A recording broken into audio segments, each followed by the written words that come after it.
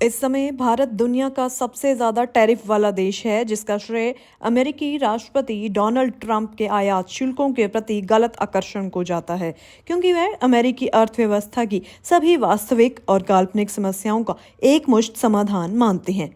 स्थिति कैसे उत्पन्न हुई? ट्रंप दुनिया भर के देशों पर अंधाधुंध टैरिफ क्यों लगा रहे हैं? क्या उनके कदम कानूनी हैं? दूसरे देश बदले में अमेरिका पर टैरिफ क्यों नहीं लगा रहे हैं? क्या अमेरिका इस टैरिफ युद्ध को जीत रहा है? टैरिफ की अराजकता कब खत्म होगी? देश एक दूसरे पर टैरिफ क्यों लगाते हैं?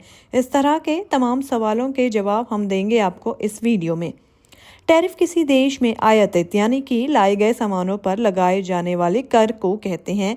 यह आयात करने वाले देश की सरकार, इस मामले में जैसे अमेरिकी सरकार द्वारा लगाए जाते हैं, उस देश के उपभोक्ताओं ने ये चुकाने हैं। इस मामले में अमेरिकी चुका रहे हैं इसको।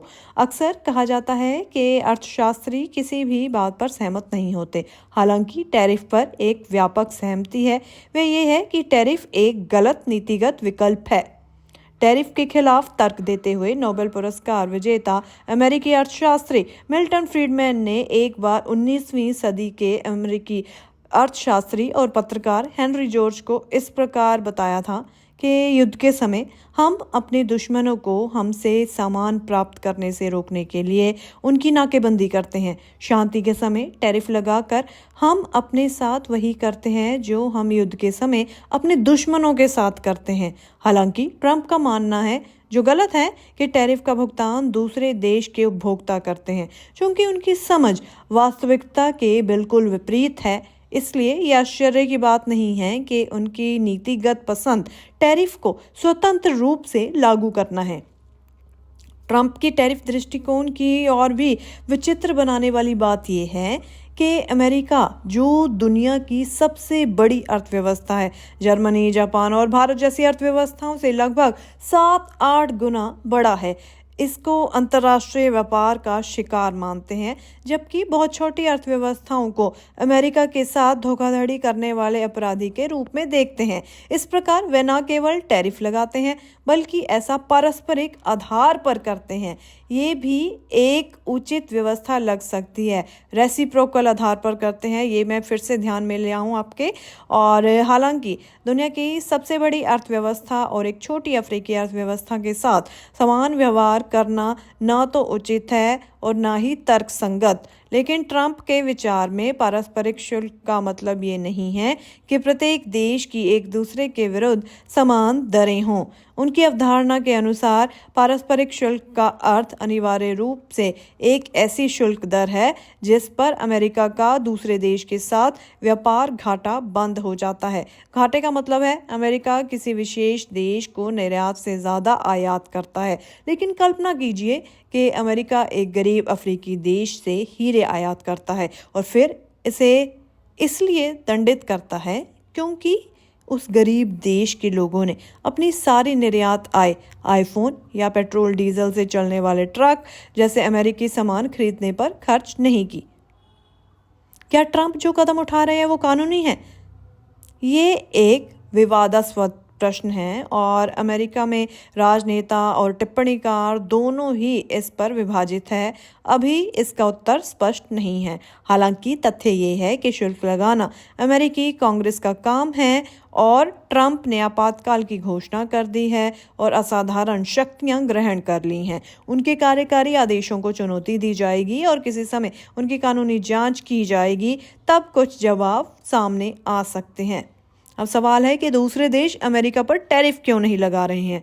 अमेरिकी टैरिफ हर देश के निर्यातकों के लिए मुश्किलें खड़ी कर रहे हैं, लेकिन अमेरिका से आयातित वस्तुओं पर टैरिफ लगाकर दूसरे देश अपने उपभोक्ताओं के लिए भी हालत मुश्किल बना रहे हैं। सच तो ये है कि प्रति टैरिफ हमेशा सबसे अच्छा नीतिगत विकल्प नहीं होता, खासकर उन देशों के बीच जो आर्थिक दृष्टि से बेहद असमान है।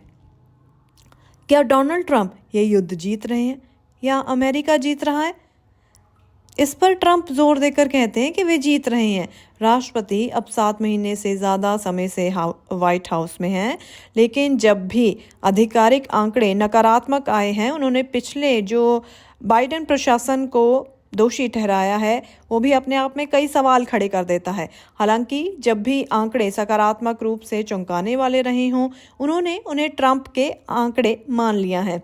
राष्ट्रपति ने प्रमुख अधिकारियों पर भी निशाना साधा है। उदाहरण के लिए इस महीने की शुरुआत में श्रम सांख्यिकी ब्यूरो के प्रमुख को बर्खास्त कर दिया गया। इसे संदेशवाहक को निशाना बनाने जैसा बताया गया है। टैरिफ से सबसे ज्यादा प्रभावित अमेरिका के छोटे व्यवसाय हैं। यूएस चैम्बर्स ऑफ कॉमर्स द्वारा 7 अगस्त को किए गए एक विश्लेषण में पाया गया कि देश भर के हजारों छोटे व्यवसायों पर टैरिफ का वास्तविक और विनाशकारी प्रभाव पड़ रहा है, क्योंकि अनिश्चितता, बढ़ती लागत और रद्दीकरण घर घर में असर डाल रहे हैं। ये टैरिफ अराजकता कब समाप्त होने की संभावना है? अब इसका जवाब थोड़ा सा कंफ्यूजिंग हो सकता है, क्योंकि 2 घटनाएं इस स्थिति में बदलाव ला सकती हैं। एक, अमेरिकी उपभोक्ताओं और व्यवसायों पर आर्थिक लागत इतनी बढ़ जाती है कि ट्रंप को पुनर्विचार करने के लिए मजबूर होना पड़ता है। अगस्त के अंत तक नई खुदरा मुद्रास्फीति के आंकड़े ट्रंप के खिलाफ तराजू को झुकाना शुरू कर सकते हैं। छुट्टियों के मौसम से पहले हर गुजरता हफ्ता और महीना दबाव बढ़ाएगा। दूसरा, मध्यावधि चुनावों में संभावित राजनीतिक प्रतिक्रिया के कारण ट्रंप को अपना रुख बदलने के लिए मजबूर होना पड़ सकता है। अमेरिकी प्रतिनिधि सभा की सभी 435 सीटों और अमेरिकी सीनेट की 35 सीटों के लिए नवंबर 2026 में मतदान होगा। अगर मतदाता उनकी नीतियों से तंग आ चुके हैं तो रिपब्लिकन उम्मीदवारों को मुश्किलों का सामना करना पड़ सकता है। अगर ऐसा होता है तो कांग्रेस की संरचना बदल जाती है और तो ट्रंप एक लेम डक प्रेसिडेंट होंगे साबित हो सकते हैं, और क्योंकि दोनों पार्टियां 2028 के राष्ट्रपति चुनाव के लिए अपने अगले नेता के चुनाव में व्यस्त हो जाएंगी।